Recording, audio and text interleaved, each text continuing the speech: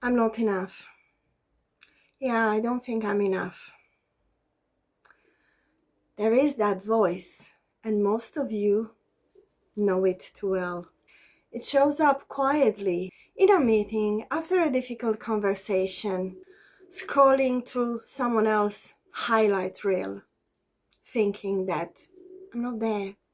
Look at them. And I'm not there. I'm not enough. And most of the time, this voice says over and over, I'm not good enough. Of course, you will add more, I'm not worthy, and I don't deserve it, and so on. Not enough confidence, not enough experience, not successful enough, not where I wanted to be by my age, not enough. Full stop.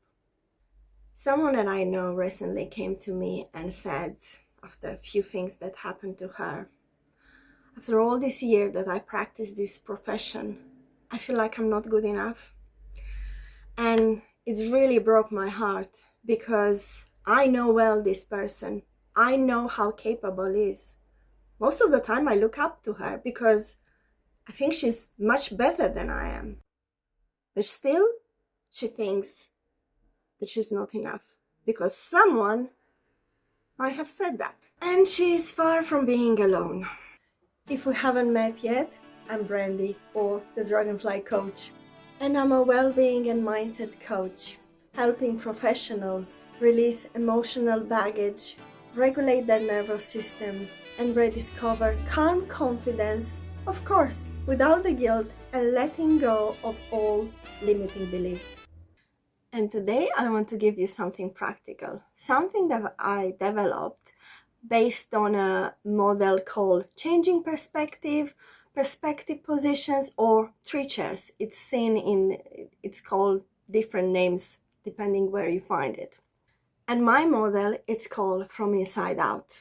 It's a way to look at that belief honestly and shifting it from inside. And of course it uses three perspectives.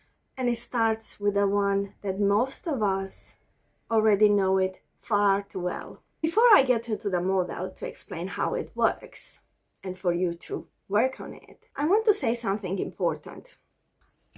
I'm not enough. It's not a personality trait. It is not the truth about who you are. It is a belief. And like all beliefs, it was formed somewhere. A comment from a teacher, a comment from a parent, a comparison that never felt fair, a job you didn't get, those moments when you probably maybe felt invisible.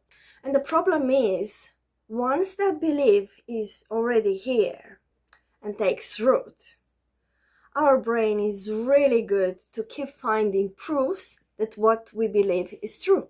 It will filter all the contradictions and it will ignore the proof that tells a different story. And once again, the world is what you think it is. And the belief grows stronger.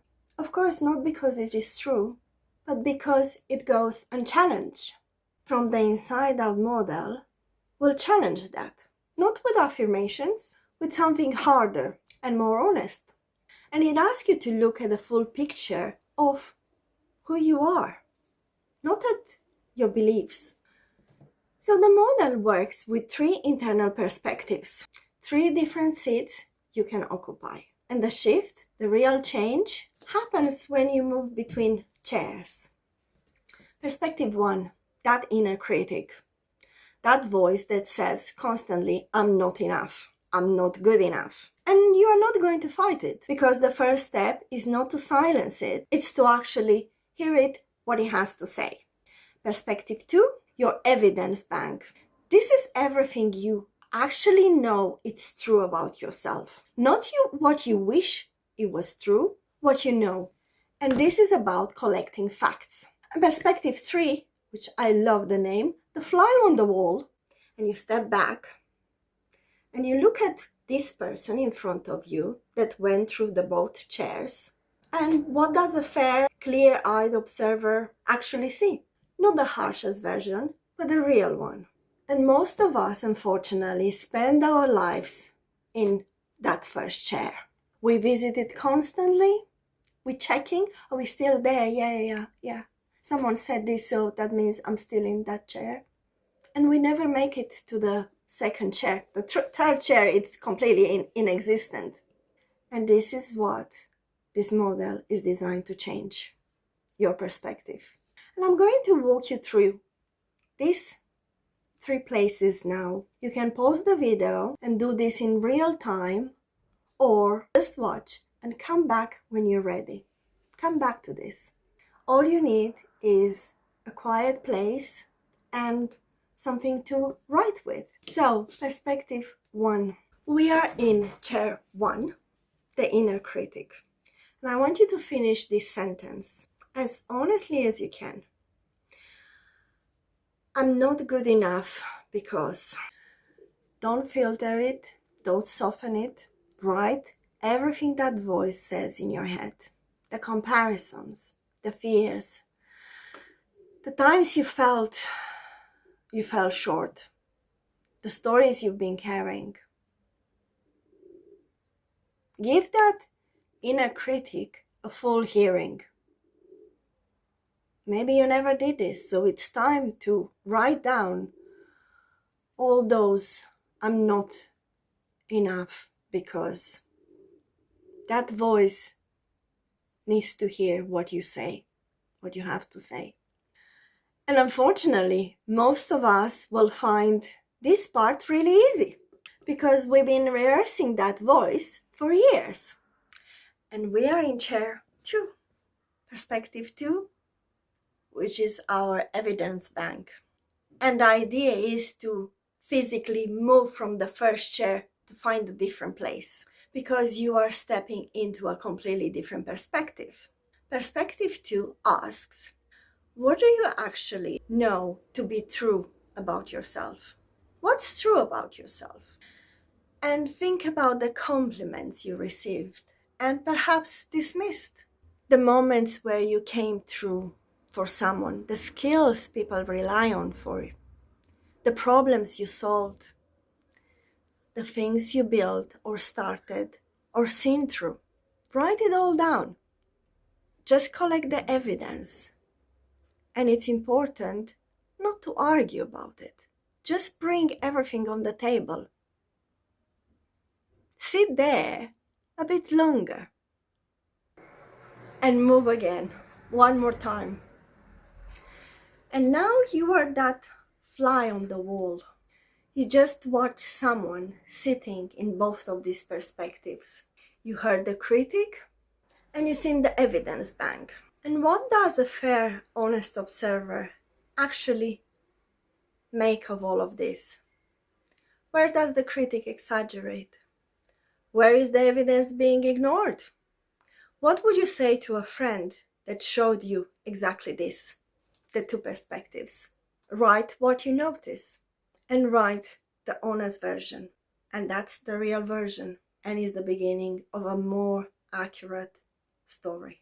When I run this exercise with people in workshops or in coaching sessions, 3 things comes apparent really quickly.